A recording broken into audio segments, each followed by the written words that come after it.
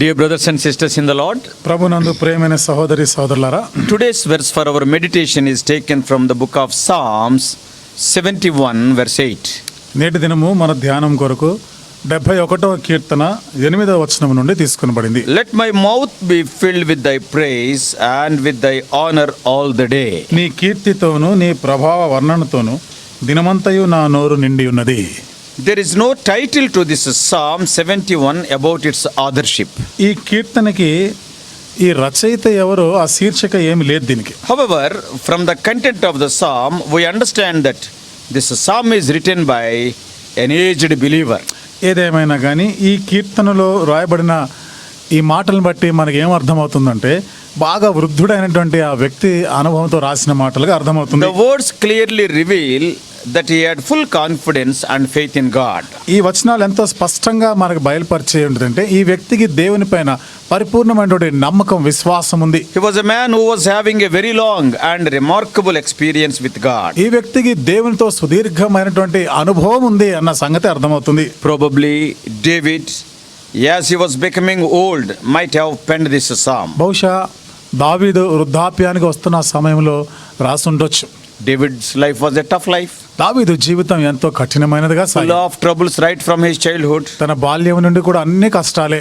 And he had many devoted friends as he was growing, but also many enemies who vowed to take away his life. ఎదుగుతూ ఉన్న కొలది తనకి మంచి భక్తి గల స్నేహితులు ఉండారు. అలాగే తనని మృంగివేయాలి, చంపివేయాలని చూసే శత్రువులు ఉండారు. Even at one point of time, ఇంకా ఒక సందర్భంలో because of the sin with Bathsheba, బత్షెబాతో పాపం చేసిన కారణాన్ని బట్టి the Lord told David as a punishment that the sword shall not depart from thy house. దేవుడు దావీదుతో ఒక శిక్షగా ఆయన ఏమంటాడంటే ఖడ్గము నీ ఇంటి నుండి తీసివేయబడదు అంట. That's why David was always praying to God concerning those enemies that those enemies were seeking to hurt him or to destroy him. అందుకనే దావీదు ఎల్లప్పుడూ కూడా తనని చంపాలని, తనకి గాయం చేయాలని ఎదురు చూసే ఈ శత్రువుల కొరకు ఆయన ప్రార్థన చేస్తూ ఉంటాడు. Till his death, he was having problem with sword from outsiders and also the members of his own family. తన మరణ పర్యంతం కూడా ఆయన బయట నుండి ఖడ్గము,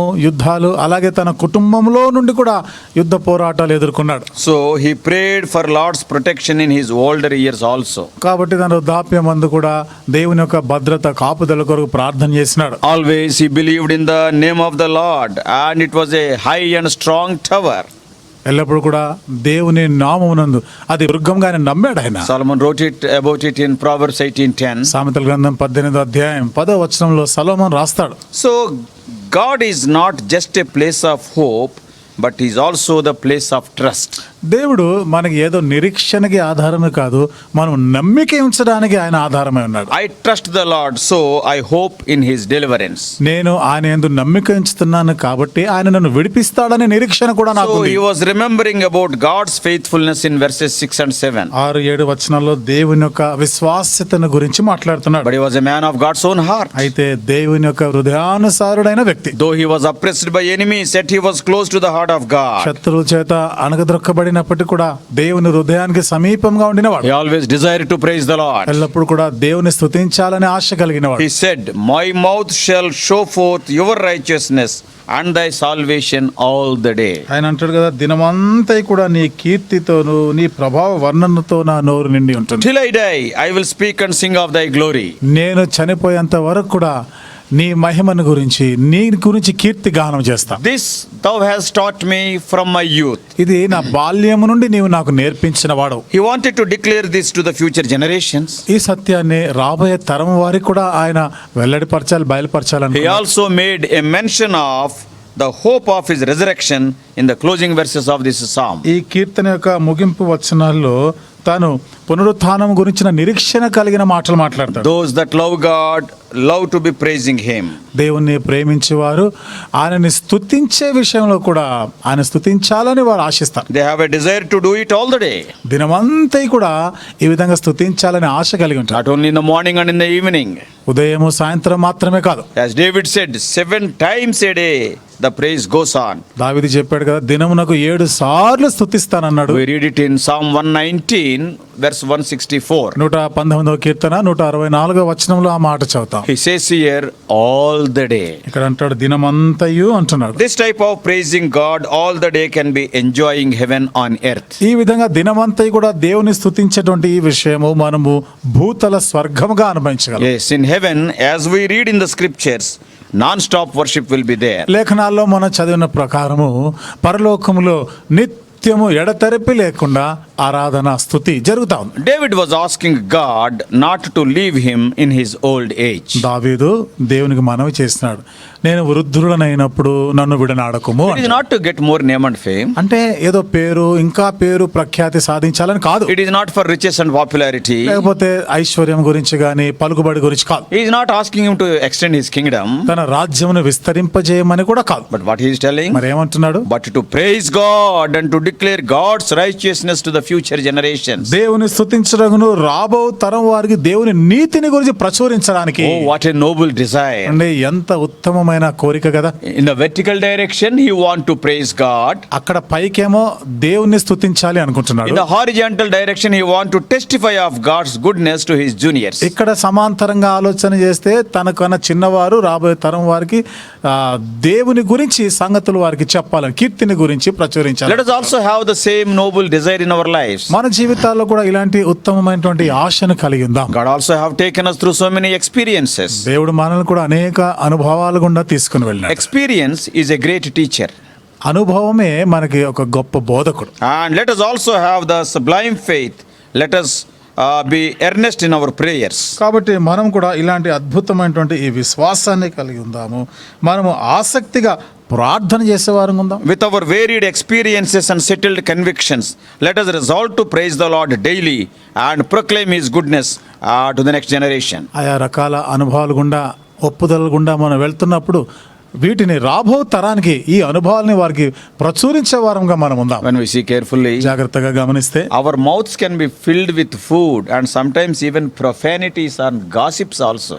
మన నోరు ఎప్పుడు కూడా భోజనంతోనో లేకపోతే అనవసరమైనటువంటి ముచ్చట్లతో నిండిపోయి ఉంటుంది. Or we can choose for our mouths to be filled with the praise for God and his love. వీటిని దేవుని స్తుతించడానికి, ఆయన యొక్క కృపను గురించి వర్ణించడానికి మనం నోరు నింపుకొని ఉండాలి. Now we can talk about many things such as politics, అనేక విషయాలు మాట్లాడుకోవచ్చు. రాజకీయాల గురించి మాట్లాడవచ్చు, sports, ఆటలు పోటీలు, entertainments, వినోదాల గురించి, health matters, ఆరోగ్యపరమైన so many విషయాలు, things. అనేక విషయాలు and మాట్లాడవచ్చు. we can speak about so many people also, అనేక మంది ప్రజల గురించి కూడా మాట్లాడవచ్చు. and about many different subjects. వేరు వేరు అంశాల గురించి మాట్లాడవచ్చు. Or we can choose to declare his greatness, లేదా దేవుని గొప్పతనాన్ని వర్ణించడానికైనా ప్రచురించడానికైనా వాడుకో. his majesty and the splendor of our heavenly Father all during our day. మన దినమంతా కూడా ఆయన యొక్క ప్రభావ వర్ణన గురించి, ఆయన యొక్క గొప్పతనాన్ని గురించి మనం కీర్తించవచ్చు. Somebody said, ఒక ఆయన అన్నారు, gents, men,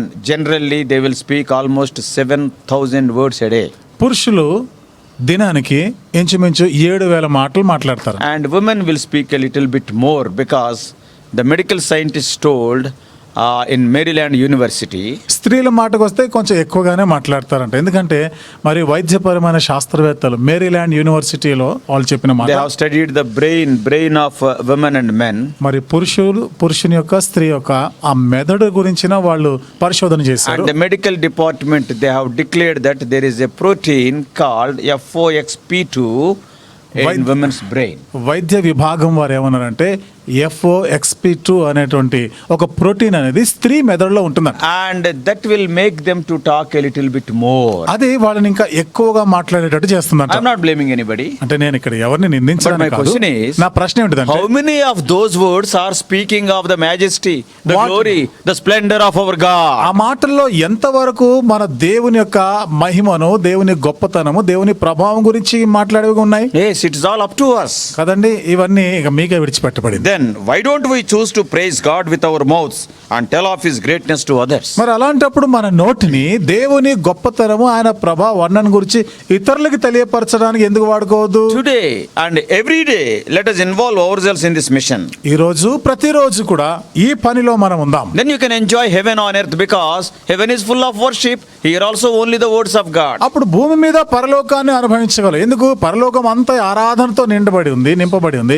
అలాగే భూమి మీద కూడా ఆరాధన So may God help us to be continual worshippers, remembering what he has done in the past and what he is doing in the present and what he is going to do in the future. దేవుడు గతంలో చేసిన వాటిని బట్టి, ప్రస్తుతం ఆయన జరిగించిన కార్యాలను బట్టి, రాబో దినాలను చేయబోయే కార్యాలను బట్టి మనము ఆయనని దినమంతా కూడా స్తుతిద్దాం, కీర్తించే వారంగా ఉందాం. Especially today being the Lord's day, let us go to the house of God early and worship him in spirit and in truth. విశేషంగా ఈ దినం ఆరాధన దినం, ఆదివార దినము కాబట్టి ఆత్మతో సత్యంతో ఆయనను ఆరాధించడానికి సిద్ధపడి వెళ్దాం. Let the next generation know what the Lord has done in your life. రాబో తరం వారు దేవుడు నీ జీవితంలో చేసిన కార్యాలను వారు ఎరుగుదురుగాక. May God help you to be the worshipper in the house of God today. ఈ రోజు దేవుని మందిరంలో నీవు ఆరాధించే వ్యక్తిగా ఉండులాగిన దేవుడు చేయనుగాక. May God bless you. దేవుడు నిన్ను దీవించునుగాక.